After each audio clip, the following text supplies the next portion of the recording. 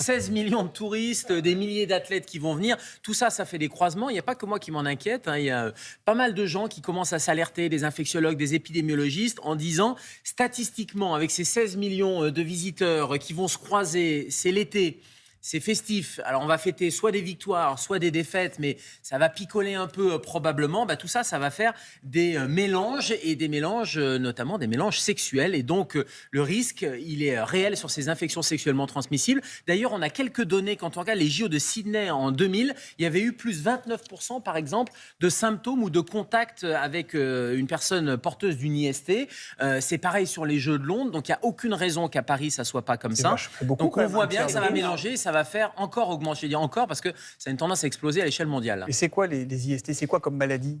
C'est des classiques. C'est les infections sexuellement transmissibles. C'est ce qu'on appelait les MST à une époque. Maintenant, on appelle ça les IST, chlamydia, la syphilis, le gonocoque et le VIH. Globalement, c'est les 4 MST ou IST qu'on voit monter de manière tendancielle sur la planète. Non, elles ne sont pas sympathiques. On voit encore que là, elles sont colorées. Donc c'est la pas mal. gonorrhée, c'est la pire.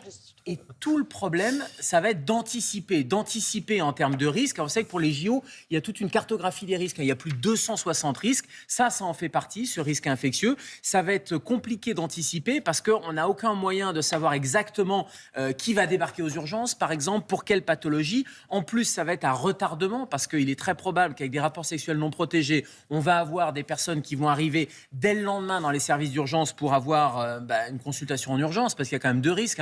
Il y a le risque de grossesse pour les rapports hétérosexuels, donc c'est la pilule du lendemain. Donc là aussi, il va falloir faire des stocks. Et puis le deuxième risque, il est viral. C'est le traitement post-exposition. Vous savez, quand vous avez un rapport sexuel non protégé ou mal protégé, eh bien, on peut vous donner un traitement dans les 48 heures ou 72 heures qui suivent le rapport sexuel. Plus on vient tôt aux urgences, plus on vous donne ce traitement rapidement et plus il y a des chances d'une efficacité. C'est pas efficace à 100%, mais ça a une très grande efficacité contre le VIH. Et puis, il ne faut pas oublier les hépatites, hépatite B, hépatite C. Et puis, il y aura des effets à retardement. C'est-à-dire que les gens vont rentrer chez eux et ils vont avoir des symptômes qui vont arriver quelques jours ou quelques semaines plus tard, après. Exactement. Donc ça va être un afflux de consultations possible dans les services d'urgence ou dans les pharmacies ou chez les médecins généralistes. En fait, on regarde la télé en mangeant des chips, c'est plus prudent.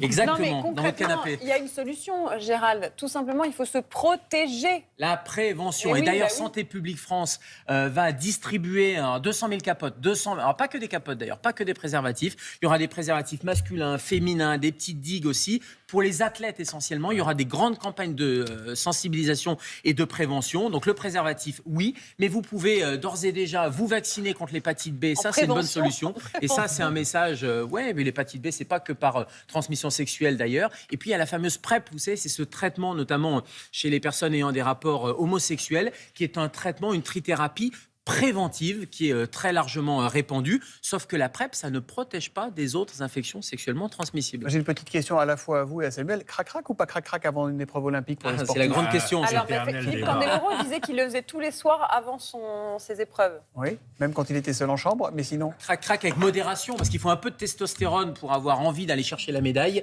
mais il ne faut pas être complètement surexcité le jour J. Il n'y a plus d'interdit parce qu'il y avait un moment, ils n'avaient pas le droit, je crois, non? Longtemps, les sportifs n'avaient pas le droit, c'est vrai, dans les années 80-90. Mais alors, moi, on m'a parlé je ne sais pas ce que ça vaut médicalement, mais que certains sportifs faisaient l'amour sans aller jusqu'à la jouissance pour garder un maximum de testostérone. Exactement. Ah bah, vive le sport. Il ne faut pas être complètement claqué, mais en même temps, il faut avoir la niaque. Voilà. Merci Modération. Gérald.